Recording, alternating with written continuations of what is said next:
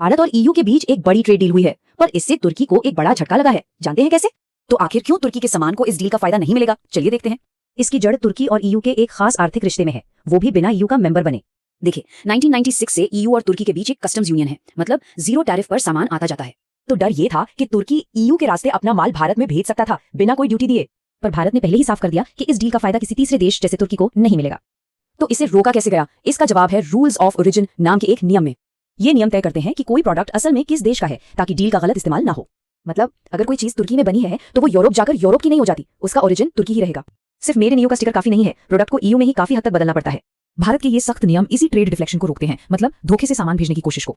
तो इस फैसले के आर्थिक नतीजे क्या हुए? देखिए, इसमें कुछ को फायदा हुआ तो कुछ को नुकसान। तुर्की को तो सीधा नुकसान है, उसके कई बड़े सेक्टर्स के लिए भारतीय बाजार अब महंगा हो गया।